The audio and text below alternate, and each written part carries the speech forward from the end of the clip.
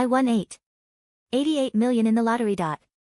When I went to claim my prize, the presenter handed me a donation form. Sir, as is customary, winners of large prizes are expected to make a charitable donation. The minimum is $5,000. How much would you like to contribute? I shook my head. I'm not donating, sir. This is standard procedure. It's for a good cause. Her smile vanished. You shouldn't be so selfish. You've come into all this money for nothing. What's wrong with giving a little back? I'm not donating, not a single cent. What a cheapskate, she spat, her voice dripping with contempt. If you're not going to donate, then you can just wait for your prize money to be processed. Confiscated my original lottery ticket and had security throw me out. That night, the greediest lottery winner in history trended on social media. I became public enemy number 1. He's rich and heartless. Let's find him. We should go to his house and live stream force him to donate. Angry netizens swarmed towards my home. The next day, the lottery commission respectfully delivered the check to my door. 2 security guards grabbed me by the arms, one on each side, and dragged me out of the prize claim center. Get out of here, you pathetic loser. I was thrown onto the marble floor, my knees slamming into the hard surface behind me. The presenter, a woman named Lisa, sneered. Look at this trash. Wins a bit of money and forgets who he is. Let him go through the official process. The long process until he agrees to donate. I scrambled to my feet and rushed back to the entrance, but the guards blocked my way. Give me back my ticket, I screamed at them. That's my money. I need it urgently. Lisa crossed her arms, a smug smile on her face. Urgent, in a hurry to buy a luxury car or a mansion. Mr. Cole, I'll give you one last chance. Find the donation form. $5,000 is nothing to you. Her voice boomed through the hall sound system. I said, I'm not donating. I repeated, refusing to back down. Lisa's expression turned cold. Fine, very well. Have it your way. We'll follow the procedure. Then identity verification, tax processing, financial review. Best case scenario, it'll take a month. Worst case, half a year. A month, half a year. My heart sank into an icy pit. Oh, I couldn't wait. I couldn't even wait a single day. Please, I begged, pressing my forehead against the glass door. Give me the money. I really need it. Get lost. Her only reply. The guard shoved me away again, this time with more force. I stumbled back and fell to the ground. People in the crowd pointed and whispered, their eyes filled with disdain. It was as if I wasn't a lucky lottery winner but a despicable thief. I pulled out my 5-year-old phone. Its screen crisscrossed with cracks. I opened a news app. A bold headline popped up. The greediest lottery winner in history is born. Wins 888 million. Refuses to donate $5,000 to charity. Below it was a high-resolution photo of me, being dragged out of the lottery commission, looking utterly pathetic. I clicked on the article. The comments section was already a war zone. What the hell? Who is this guy? Does he have a soul? 88 million and he won't even donate $5,000? Is he that cheap? Does this kind of person even deserve to win? God must be blind. He looks like a bum and he's rotten on the inside. 2. Someone find this guy. Let's see what this piece of trash is really made of. I turned off the screen and took a deep breath. My lungs ached as if they were filled with ice. My phone rang. It was my mom. Joel, you're on TV. Did you really win the lottery? Her voice was filled with unrestrained joy. $8.88 million. Oh. My God. Why didn't you tell us sooner, son? Your brother needs to get married, and his fiancée's family is asking for a $30,000 dowry. I was so worried. This money came at the perfect time. Before I could say anything, she had already planned everything out. And your uncle needs $50,000 for his new house. And your cousin needs $10,000 for college. And Mom, I interrupted, my voice hoarse. I need this money for something else. The line went silent. A few seconds later, My mom's tone changed. Joel. What are you trying to say? Mom. I'm not giving this money to anyone. Her anger flared. You think you're so big now. Don't you? You win a little money and forget your own family. I raised you for nothing. You won't even share your winnings with us. You're going to be cursed. She started screaming at me. Her words more vicious than any of the online comments. I quietly hung up and switched my phone to silent. The world was quiet again. But my heart was in turmoil. I leaned against the cold wall and pulled a faded photograph from my pocket. In the picture, a group of young men stood with their arms around each other, their faces beaming with joy. The one in the center was me back when I still had 2 legs. I gently traced the faces in the photo with my thumb. I whispered their names. A silent prayer. Wait for me. I'm almost there. My phone screen lit up again. A text from an unknown number. Joel Cole, right? We have your address, apartment 401 3rd building, X complex. So you won't donate, huh? We're coming to deliver some justice. We're going live. The whole country is going to see your ugly, greedy face. My pupils constricted.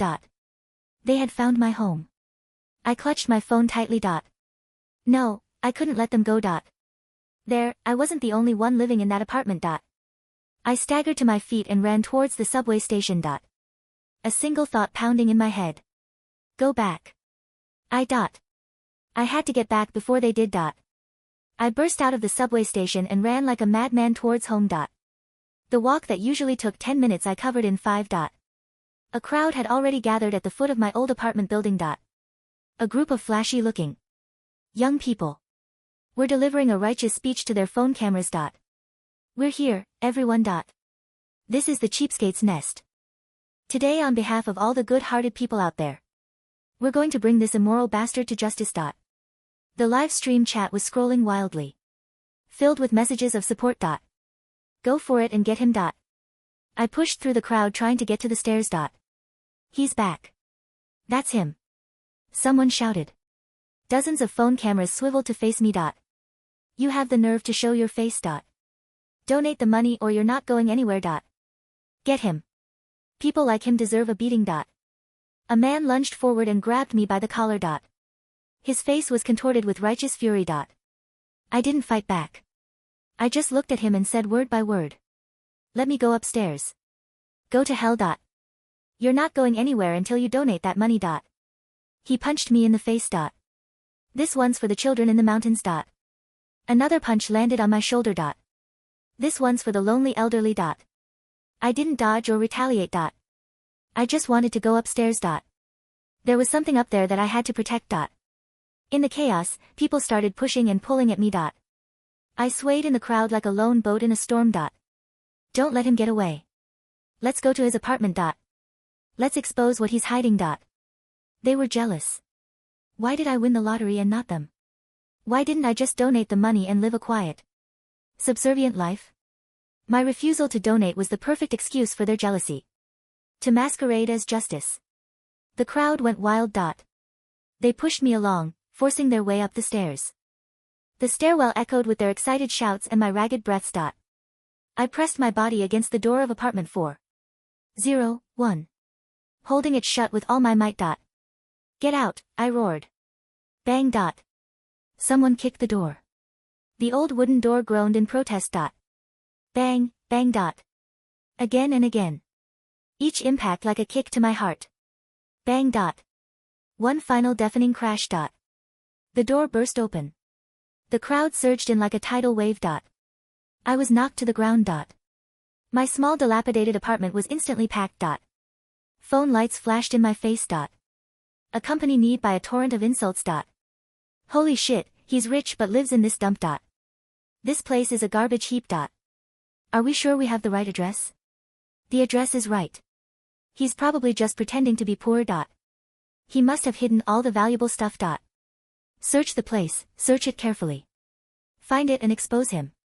The leader of the group, a streamer with bleached blonde hair, kicked over a nearby cardboard box. Instant noodle containers rolled across the floor. Look at this, everyone. This is the genius of a millionaire. Rents a crappy apartment to pretend he's poor. So he doesn't have to donate. And he can avoid friends and relatives asking for money. Smart. The live stream chat erupted in laughter. They were like a band of robbers ransacking my home. My clothes, my books. Everything I owned was thrown to the floor. Tried to get up, but someone pinned me down. Stay put. I lay on the floor. My cheek pressed against the cold concrete. Humiliation and rage churned in my chest. But I couldn't fight back. If I did, things would only get worse. I just needed them to leave. Hey. What's this? Someone with sharp eyes pulled a locked wooden box from under my bed. Found it. The good stuff must be in here. They all got excited like they discovered a treasure chest. Surrounded the box, kicking it. Trying to pry it open with a crowbar. No, I screamed. Don't touch that box. I lunged forward. Shielding the box with my body. Get away. All of you get away. He's panicking. He's panicking. The blonde streamer laughed even more maniacally. He ordered 2 of his cronies to grab me. Pull him away. 2 large men grabbed my arms and dragged me back. My fingernails scraped bloody lines on the wooden box. Let me go. I struggled with all my might. My legs kicking against the floor. In the chaotic struggle, I suddenly felt my right leg go light. I lost my balance and fell to the side. Clunk. It wasn't the sound of flesh and bone. In the noisy room, the sound was unnaturally clear. Everyone froze. The live stream chat, which had been scrolling frantically, paused for a moment. All eyes were on my empty right pant leg. And on the object that had fallen to the floor beside it. My prosthetic leg. The silence was heavier than the noise had been. Moments ago, the room had been a cacophony of shouting, jeering, and the digital shutter clicks of a mob hungry for blood. Now, the air was sucked out of the room, leaving a vacuum filled only with the hum of the refrigerator and the panicked, ragged sound of my own breathing. I stared at the carbon fiber and titanium lying on the cracked linoleum. It wasn't a sleek, modern prosthetic. It was old, battered, the casing scratched from years of labor, held together with duct tape near the socket. It looked like what it was, a tool of survival, not a luxury item.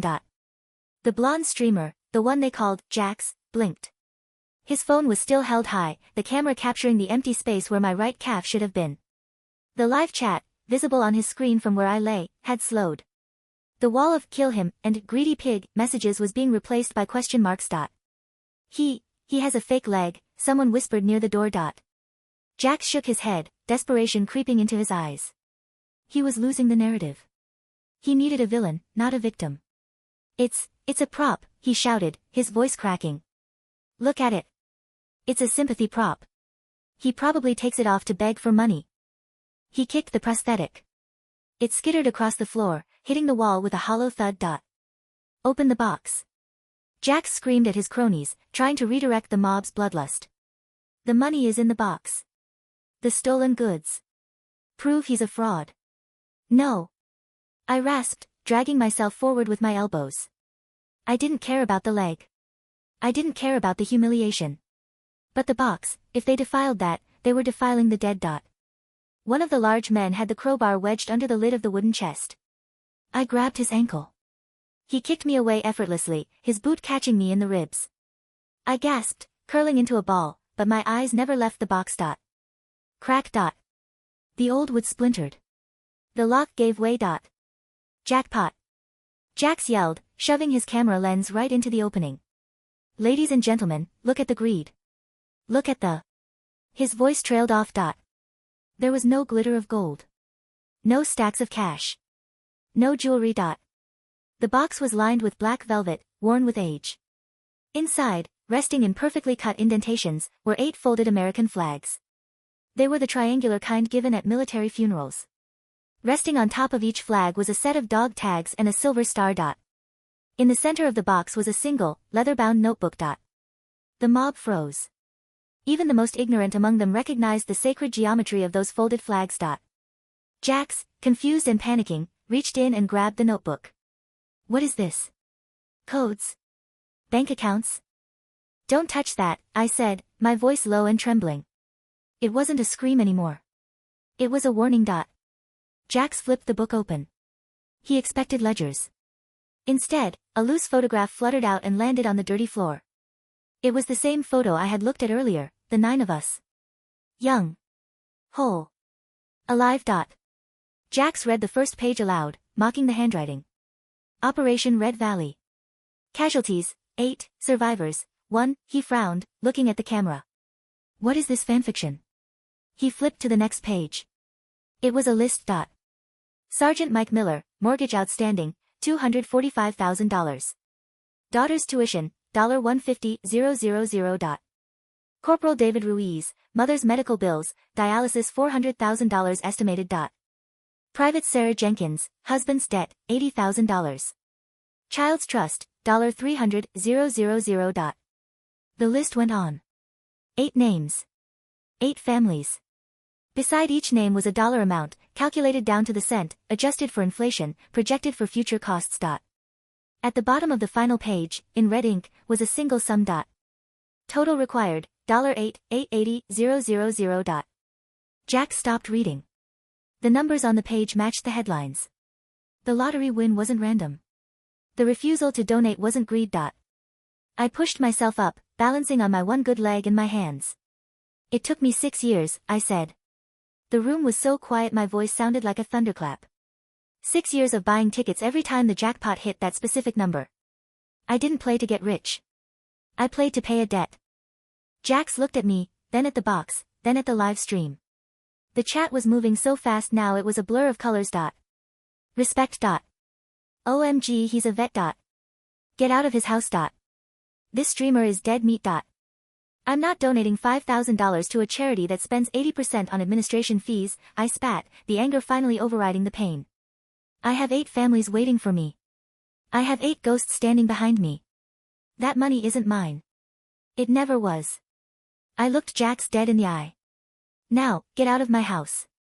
The exodus was chaotic. The police arrived just as the mob was trying to retreat, turning the stairwell into a bottleneck of panicked, justice warriors, trying to delete their videos. But the internet is forever. The clip of Jax kicking my prosthetic leg was already viral before the first siren wailed. The officers who entered my apartment were different from the security guards at the Lottery Commission. They saw the flags. They saw the leg. The older officer, a sergeant with graying temples, took one look at the open box, took off his cap, and bowed his head. I'm sorry, sir, he said softly. We'll clear them out. They arrested Jax and 3 others for breaking and entering, assault, and destruction of property. I declined medical attention for my ribs. I just wanted my leg back. I sat on the edge of my bed, reattaching the prosthetic. The mechanism was damaged, it clicked loudly with every flex. My phone, which had been silent, buzzed. Then it buzzed again. And again.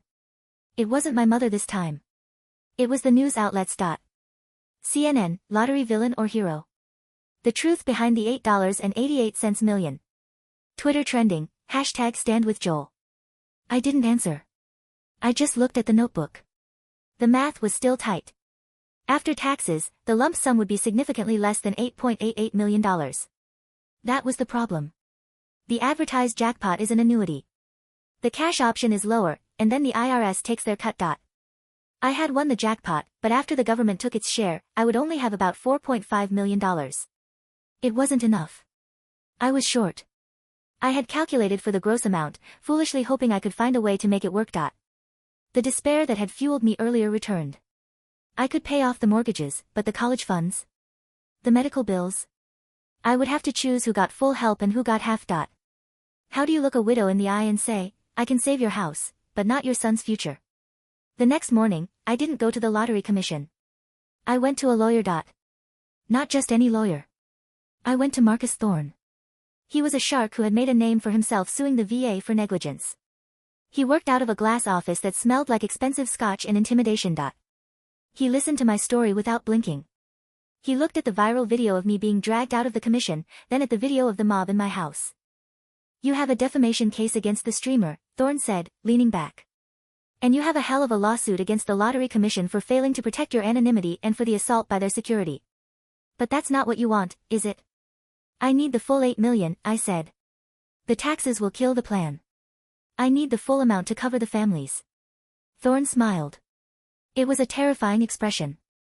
Mr. Cole, by the time we are done with the lottery commission and that influencer, you won't just have 8 million. You'll own the building. 3 days later, I returned to the lottery commission. This time, I didn't take the subway.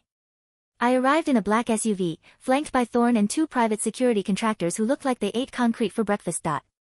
The entrance was swarmed with reporters. Lisa, the presenter who had sneered at me, was there. She looked tired. Her perfectly coiffed hair was slightly frizzy, and her smile was brittle. Mr. Cole, she chirped, trying to play it cool for the cameras. We are so glad you returned to finalize the process. We apologize for the misunderstanding previously. She extended the giant novelty check again. I didn't take it. Thorne stepped forward. My client will not be participating in your PR stunt today, Lisa. We are here to file the claim formally, and then we are holding our own press conference. We walked past her. The security guards who had thrown me out were nowhere to be seen. An hour later, on the steps of the building, I stood before a forest of microphones. My mother had called 40 times that morning. I had blocked her number. This wasn't about her.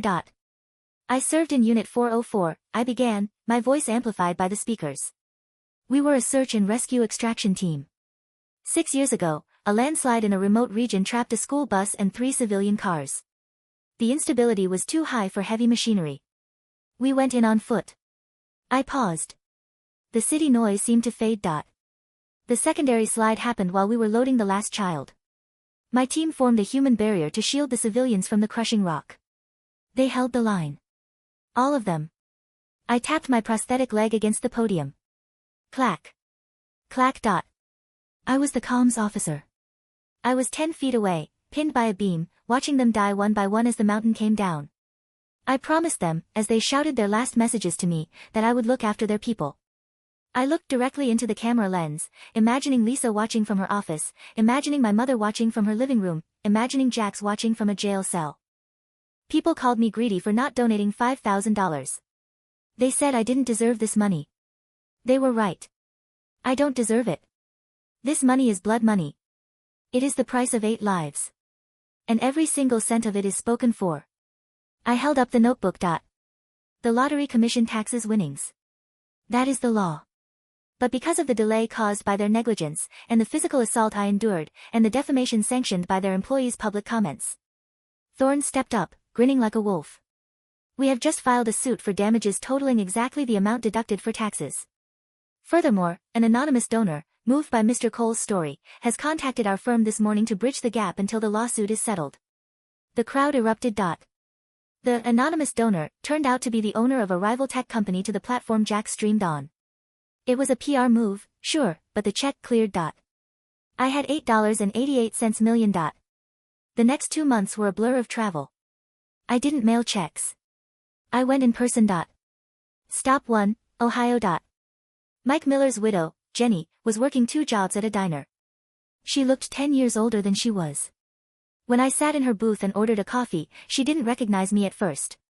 When I told her who I was, she dropped the pot. I put the check on the table. It paid off the house and put both her kids through college. He talked about you, she sobbed, hugging me in the middle of the diner. He said Joel was the one who kept them laughing. I didn't tell her that Mike died screaming my name. I let her keep the laughter. Stop 2, Texas. David Ruiz's mother was in a hospice facility, the family debating selling their farm to keep her comfortable. I bought the farm back. I paid for private care. David's father, a hard man who hadn't spoken since his son died, shook my hand. He gripped it so hard my knuckles cracked. He didn't say thank you. He just nodded.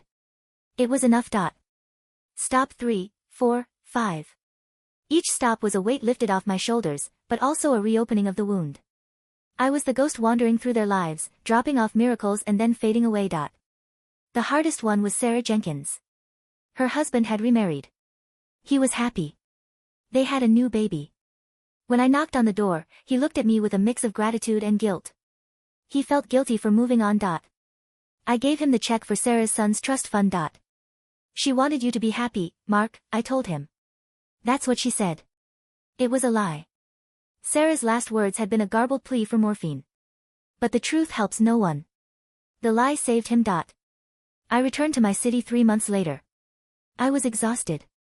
My leg was chafing badly, and I had lost 15 pounds. I went to my old apartment to pack the last of my things. I wasn't staying there. I had bought a small cabin up north, far away from cell reception. My mother was waiting in the hallway. She looked different. Less angry, more pathetic. She had seen the news. She knew the world was on my side. She also knew I had given away millions. Joel, she said, her voice trembling. I brought you some soup. I looked at the Tupperware in her hands. I gave it all away, Mom, I said. Every cent. I don't have the money for Uncle's house. I don't have the dowry for my brother. Her face fell, the mask slipping for a second before she caught it. I know. You did a good thing. A noble thing. But, surely you kept a little. For yourself? For your family who raised you? I kept enough for gas to get to my cabin, I said. And I bought a new leg.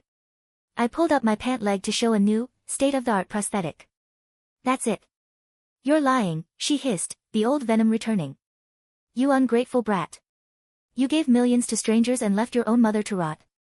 Those strangers died for me, I said, my voice cold and final. You wouldn't even open the door for me when I came back from the hospital with one leg because you didn't want to deal with a cripple. I remember, Mom. I remember you telling Aunt Linda that I was a burden. She flinched. I owe you nothing, I said. I have paid my debts. All of them. I walked past her, down the stairs, and didn't look back. The lawsuit against the Lottery Commission was settled out of court. Lisa was fired, her career in media effectively over. The commission implemented new policies protecting winner anonymity, named the Cole Protocol. Jax, the streamer, wasn't so lucky. He was sentenced to 18 months for inciting violence and burglary. He tried to start a comeback channel after his release, but the internet has a long memory, and every time he posted, the comments were just American flag emojis. He eventually faded into obscurity, working at a car wash in Jersey. As for me, I live in the mountains now. It's quiet. I have a dog, a golden retriever named Echo, after the call sign of my unit. Sometimes, when the wind howls through the trees, I can hear the phantom sounds of battle. I can feel the phantom pain in my missing leg. But the crushing weight on my chest, the weight of 8 futures, is gone. I check the mail once a week. Every year, around Christmas, I get 8 cards. They are from kids who are graduating, from parents who are recovering, from spouses who are healing. I never reply. I just pin them to the wall, next to the photo of the 9 of us. Yesterday, I went into town to buy supplies. There was a long line at the convenience store. The jackpot was up to 400 million. Everyone was buying tickets, talking about boats and mansions and quitting their jobs. The clerk looked at me. Hey, you want a ticket? You look like you could use some luck. I looked at the crumpled bills in my wallet. I had enough for food, gas, and a little extra. I was alive. The air was crisp. My conscience was clean. No thanks, I smiled, turning for the door. I already won.